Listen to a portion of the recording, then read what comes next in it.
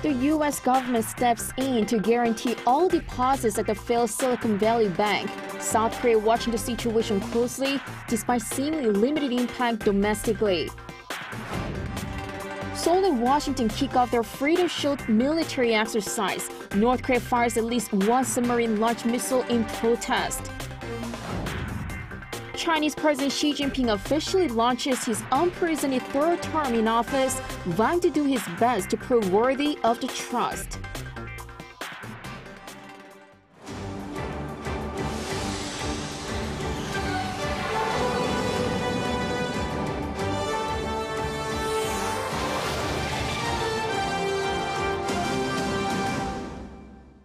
Good afternoon. Following the dramatic failure of Silicon Valley Bank, the U.S. government has decided to step in to guarantee all deposits at the bank. This comes as the government and regulators spent all weekend seeking ways to minimize the damage and fear brought on by the collapse of the 16th largest bank in the nation. Here's our top story. All eyes are on what's next following the collapse of Silicon Valley Bank. Watchers are on high alert for information over the weekend ahead of the market opening on Monday. And on Sunday, the U.S. government announced that all deposits at tech-heavy lender SVB will be available on Monday. Also included in the emergency measure is another failed institution, Signature Bank, a popular funding source for cryptocurrency companies. Plus, in a separate measure to strengthen public confidence in the banking system, the Federal Reserve announced that it would create a new lending facility for the nation's banks. The announcement gives some much-needed relief for SVB customers and beyond. Initially, after California regulators shut down SVB on Friday, the Federal Deposit Insurance Corporation stepped in. And it announced that insured customers with deposits of up to $250,000 will be able to access their money. But deposits over that amount accounted for 85% of SVB accounts, and the majority were uninsured. The announcement came after President Joe Biden and federal officials spent the weekend scrambling to come up with a measure other than a bailout. Treasury Secretary Janet Yellen on Sunday said a bailout of SVB is not on the table, citing improved resiliency in the U.S. banking system. Yellen's remarks are in line with the White House immediately expressing confidence on Friday. Our banking system is fundamentally different because of the changes that we put in place in 2008. For example, they have to hold more capital. They undergo stress tests. So we know that we had to build more resilience into our banking system, which allows it to withstand these kinds of shocks. President Biden said he is firmly committed to holding those responsible for the crisis accountable, and is set to deliver a speech on Monday on ways to strengthen soundness in the banking sector. And following the collapse of SVB, the South Korean government is monitoring the situation closely. Despite seemingly limited impact on the domestic economy, South Korea's central bank has pledged to swiftly take any countermeasures if necessary. Lee Daejeon reports. South Korea will closely monitor for any signs of impact on its financial markets caused by the collapse of the Silicon Valley Bank. During a meeting on Monday, Finance Minister Chu Kyung-ho said the possibility of higher volatility and uncertainties couldn't be ruled out. However, Chu also said the fallout from SVB's collapse so far seems to have had limited impact on the global financial market, as top officials of the U.S. are responding by announcing protection measures for customers. The government and related organizations will monitor the market around the clock and, if needed, take countermeasures promptly. The Bank of Korea also says knock-on effects from SVB are unlikely to expand into a systemic risk for the financial sector. However, the BOK Senior Deputy Governor Lee Seung-hun said in a meeting on Monday that it may affect investor sentiment and lead to higher global financial volatility in the wake of U.S. Consumer Price Index data to be released on Tuesday. He added the government will monitor the domestic interest rate, stock market, and currency rates and take measures to stabilize the market if necessary. An official from the Ministry of SMEs and Startups also said it's closely monitoring the impact of domestic ventures and startup companies. Meanwhile, the National Pension Service, the country's state pension fund operator, held some 100,000 shares of SVB Financial Group as of last year. The value of its stock holding came to some $23.2 million as of the end of 2022. Stock prices plunged to a little over $106 per share last Thursday from $200 late last month. Trading of shares has now been suspended. The NPS said it's reviewing measures to cope with the situation, adding that although it cannot reveal specific information on its investment, it has reduced its shares in SVB since 2021. Daejeon, Arirang News. Staying with the economy, South Korea's exports have fallen by 16.2% on year during the first 10 days of March. According to Korea Customs Service on Monday, the country posted $15.8 billion of exports from March 1st to 10th. Exports to the United States and India increased on year, while exports to the nation's biggest trading partner, China, fell by 35.3%. So far this year, Korea has recorded a $22.8 billion trade deficit, nearly 4 times the amount of deficit recorded during the same period last year. This was mainly attributed to the sharp decline in the export of semiconductors, petroleum products, and wireless communication equipment. Consumers in South Korea are spending less on clothing and food amid high inflation. Data from Statistics Korea Monday shows that the retail sale index fell around 5% in January compared to August 2022. Spending on clothing showed the most notable drop out of all semi-durable goods during the August to January period, with the index plunging more than 7%. The index for food fell more than 9% over the same period. The government will announce plans to boost domestic demand as early as the end of this month.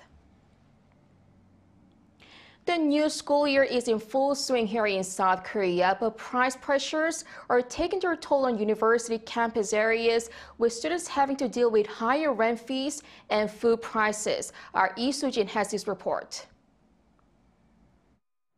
From rent to meals, students in South Korea are grappling with high costs. The average rent for a studio apartment near a university in Seoul jumped from $340 a month in 2021 to almost $390 last year at the current exchange rate. The rise in rent is largely driven by increased demand from the complete resumption of in-person classes. And it was hard to find decent prices with different houses. But now, I think for me, I was really lucky that I could find a house near school. The surge in rent prices has also been exacerbated by the preference of rents over jeonse. It only actually exists in Korean housing market. So for jeonse renters, they need to deposit big chunk of money to the homeowners. But as interest rate is skyrocketed from last year, it became more profitable for renters to deposit that big money in the banks instead to deposit that money to house owners. So they prefer to go through monthly rent. Rent prices of off-campus housing at Ewha Women's University soared 38% between 2019 and 2022. At Yonsei University, it rose 20%, and at Korea University, 16%. Food prices have also gone up. More and more students are trying to save money by eating at university cafeterias like the one behind me. The demand is so high that students have to wait as long as 30 minutes during peak lunch hours. There are many instances where meals cost more than 10,000 won due to rising cost. But I have campus food, I can eat more healthy. So I come to eat our school's cafeteria more often nowadays. This self-service cafeteria, where students can choose what to eat and how much, costs around 6,500 won, or $5, and some other places on campus are cheaper still. Students are also opting to order coffee at the school cafe, where a latte costs only around $2, around half the price of a latte from some franchise coffee shops. With more students watching their budgets in this high inflation environment, coffee shops like this one are likely to be busy all semester. Lee Soo-jin, Arirang News. A massive fire that broke out at Hankook Tire's Daejeon plant is now under control. Daejeon Fire Headquarters made the announcement after over 12 hours of battling the blaze that broke out on Sunday night. So far, 10 factory workers and 1 firefighter have taken to the hospital due to smoke inhalation, but are not seriously injured. The fire also burnt around 40,000 tires. The operation of high-speed KTX trains that detoured around Daejeon due to the fire resumed as of 7 a.m. this morning.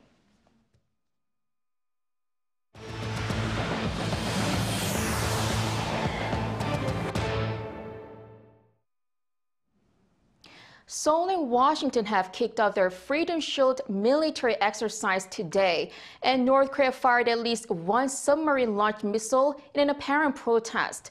Our defense correspondent Kim Yeon-sung reports. North Korea has fired at least 1 missile from a submarine in the peninsula's East Sea, according to South Korea's Joint Chiefs of Staff this morning. The South's military are yet to release further details. But according to the North state-run Korea Central News Agency, North Korea at dawn on Sunday fired 2 strategic cruise missiles from its submarine named the 824 Hero Sub, while conducting an underwater drill in the East Sea. The news agency said the drill was supposed to test weapon reliability and the submarine unit's attack form above and underwater.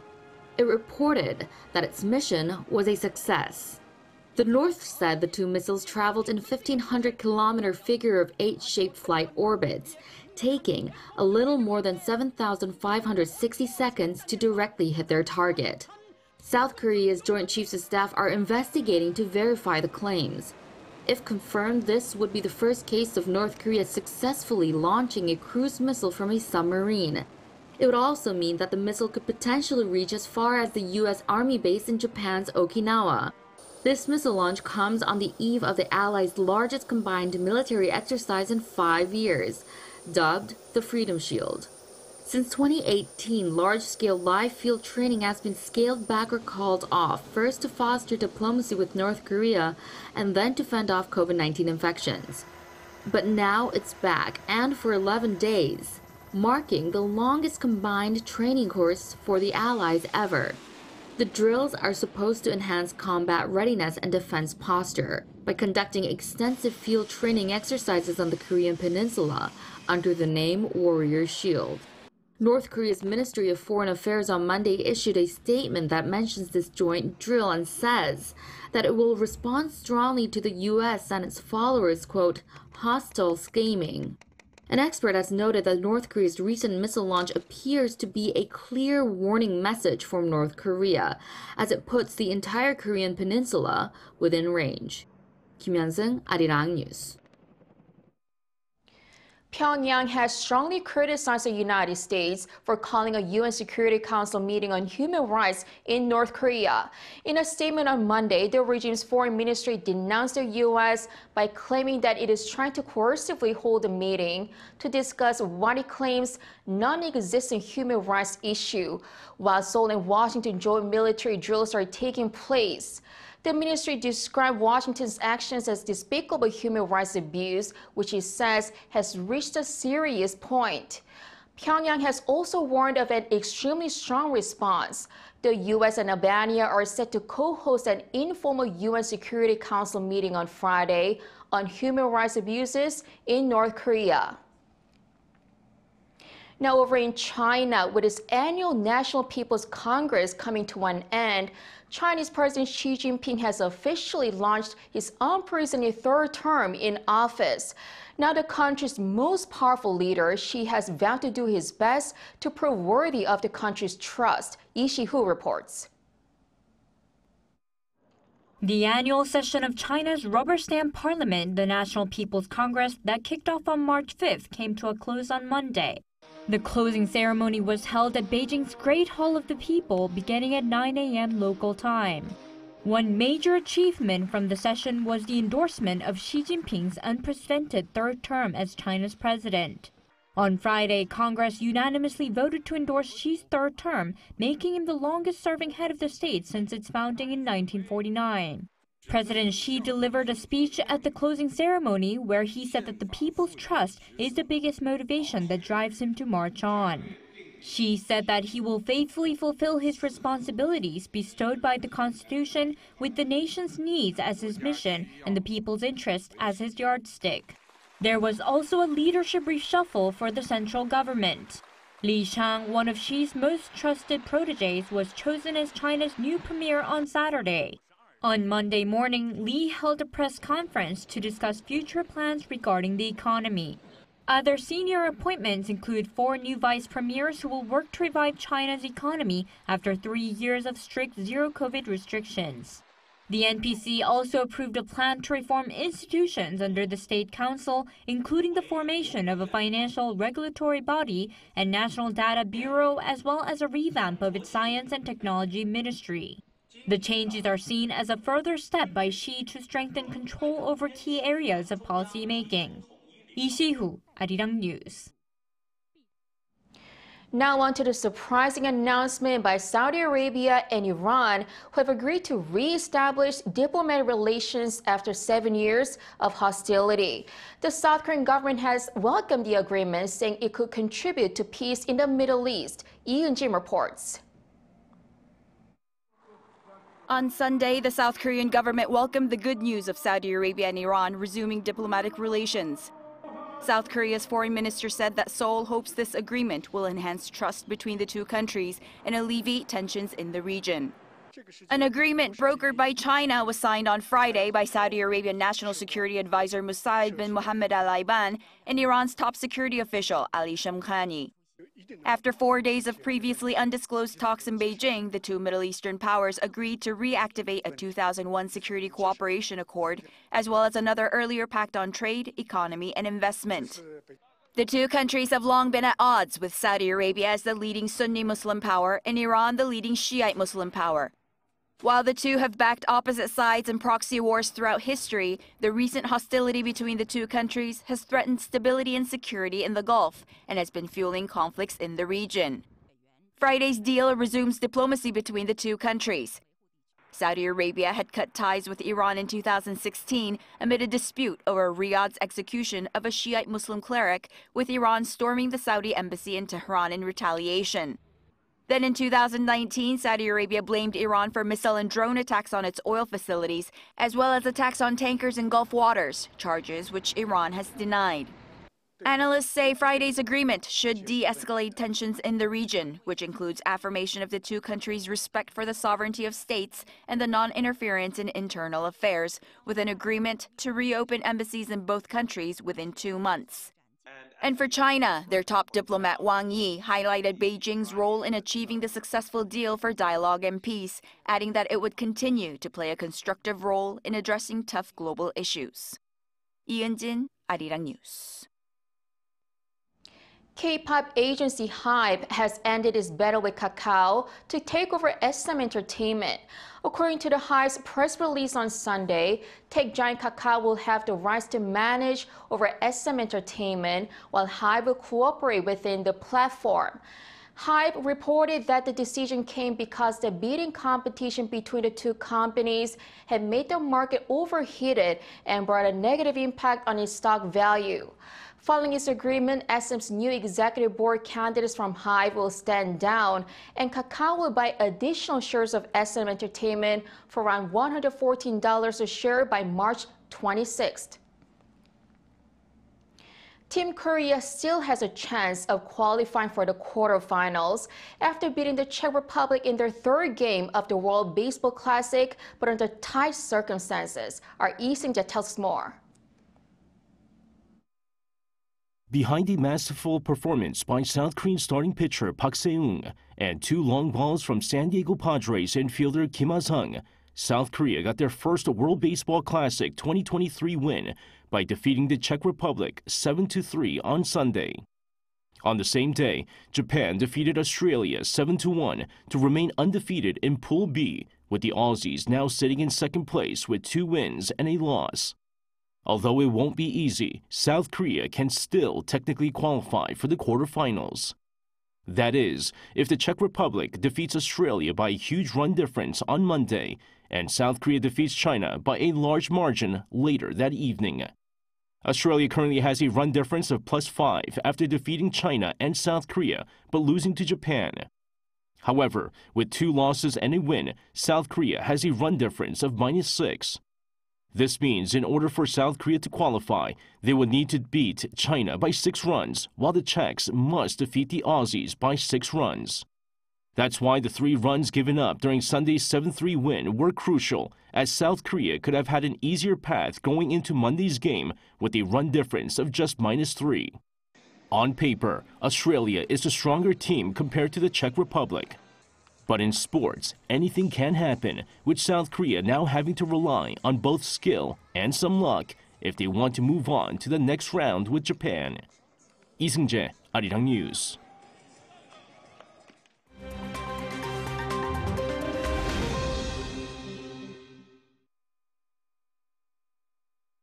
Let's take a look at what's going on in the world now. Saudi Arabia's state-owned oil giant Aramco has announced record profits for the year 2022. $161 billion. That's the amount of profits that Saudi Arabia's Aramco made last year.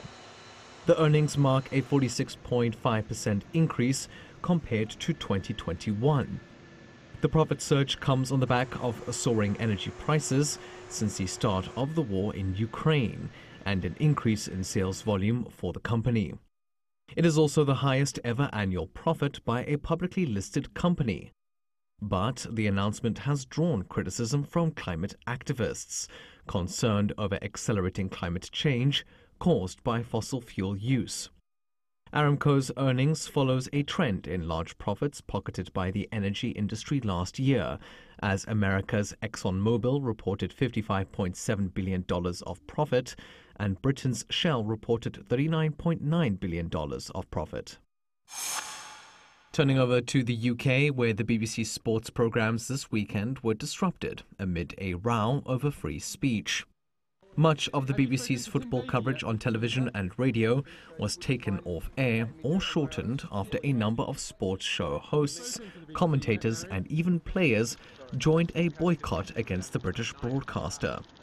It comes after longtime freelance host of the popular Match of the Day programme, Gary Lineker, was relieved from his presenting role on Friday. This follows a tweet he made earlier in the week criticising the British government's asylum seeker policy. The BBC has defended its decision to remove Lineker, saying his tweet fell outside its due impartiality guidelines. And finally, after 5 months on board the International Space Station, Crew 5 have returned to Earth. Traveling in the Endurance capsule, the team of 4 made a safe splashdown off Florida's Gulf Coast on Saturday, local time. That team included the first Native American woman to be sent into space, as well as the first Russian cosmonaut in 20 years to travel on an American spacecraft. The crew spent their time on the ISS conducting critical science experiments and technology demonstrations. They had been in space since blasting off on a SpaceX rocket from Cape Canaveral on October 6th last year. Matthew Ashley, Arirang News.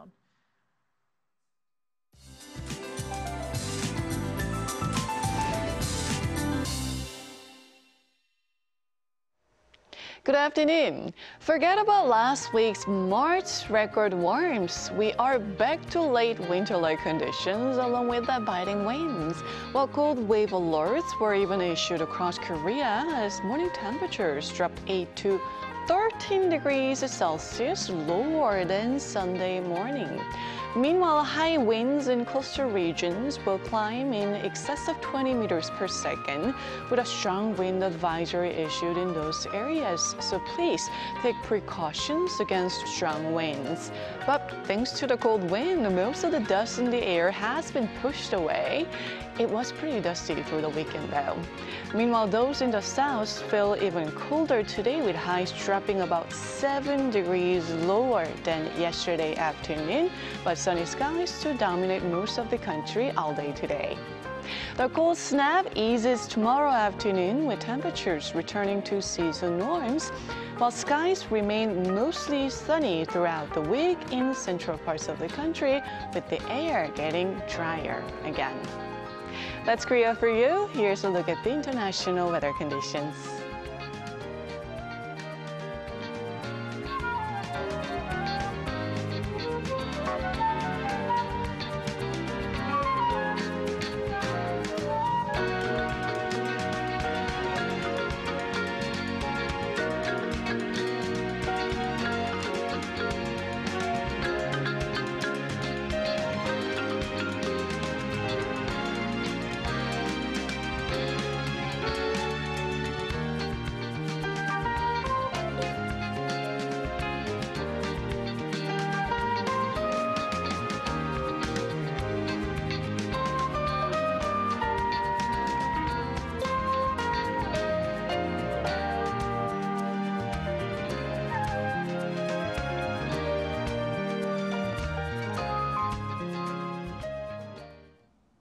Thank you so much for watching. Have a great rest of the day.